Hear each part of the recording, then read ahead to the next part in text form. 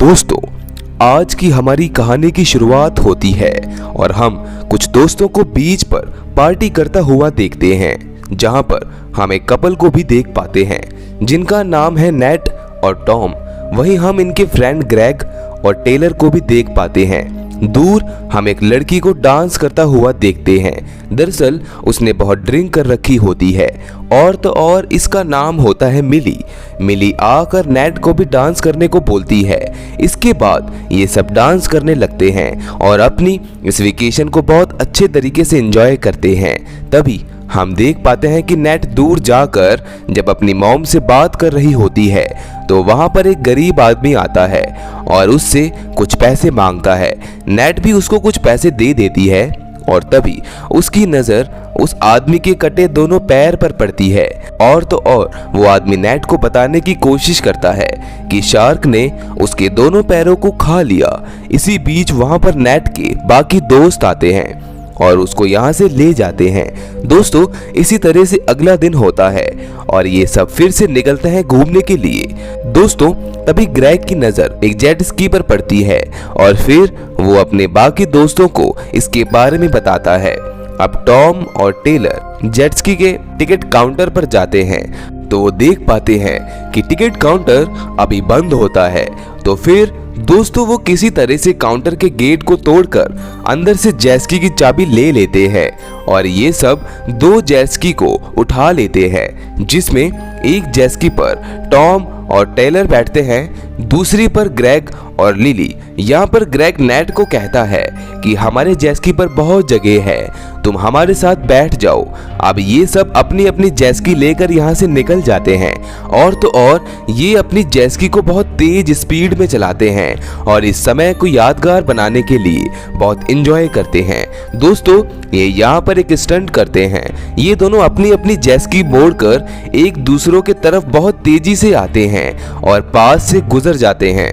ये ऐसा इसलिए करते हैं ताकि एक दूसरों पर पानी फेंक सके। पहली बार तो दोस्तों ये स्टंट सही से हो जाता है, पर जब यही सेम ये दूसरी बार करते हैं तो इनकी जेट आपस में टकरा जाती है, इससे ये सभी पानी में गिर जाते हैं। दोस्तों, इस एक्सीडेंट के दौरान ग्रेग जख्मी हो जाता है और उसके पैर से खून निकलने लगता है। एक जेट टूटकर पानी में डूब जाती है और बाकी के सभी लोग दूसरी जेट के पास आ जाते हैं। अब जब वो सब ग्रेग को जेट पर बैठाते हैं तो वो देख पाते हैं कि उसके पैर पर बहुत गहरी चोट लगी है।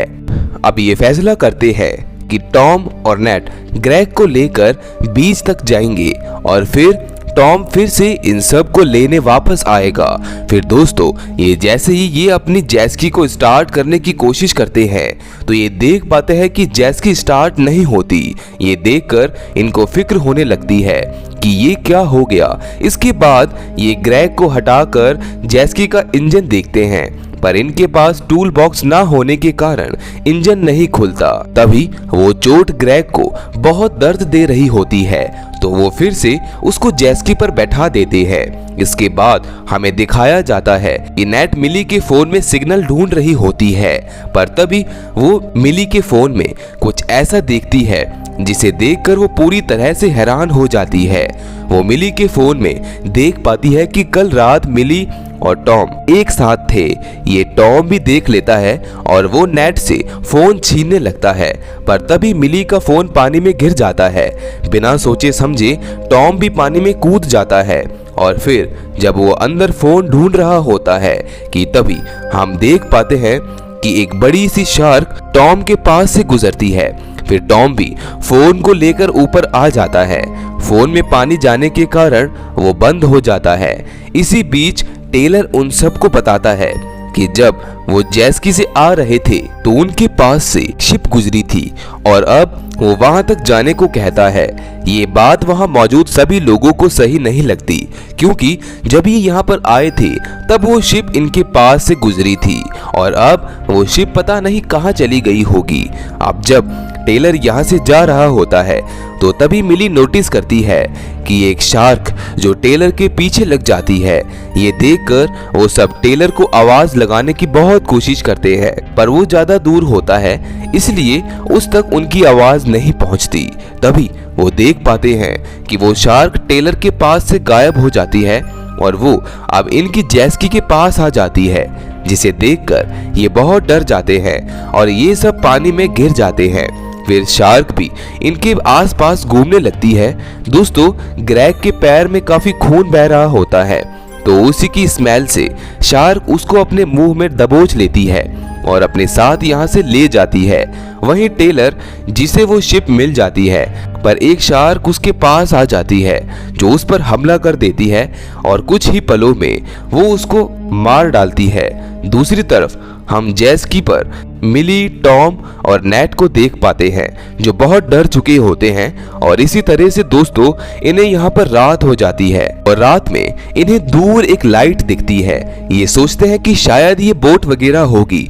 उसे देखकर नेट वहां तक जाने का फैसला करती है। फिर तभी वो पानी में उतर जाती है और वहां पर जाकर देखती है कि वो कोई बोट नहीं होती, वो तो किसी की डेड बॉडी होती है, जिसे देखकर वो बहुत ज्यादा डर जाती है और वहां पर चिल्लाने लगती है। नेट की आवाज सुनकर टॉम भी वहां पर आ जाता है और उसे जेस्की तक ले आता है। फिर नेट भी उनको सब कुछ बताती है जो उसने वहां पर देखा।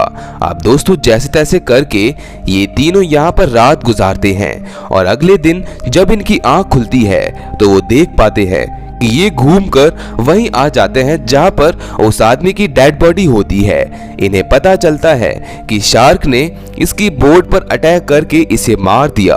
फिर ये उस टूटी बोट की लकड़ी को उठाकर अपने जेस्की को आगे की ओर धकेलना शुरू कर देते हैं।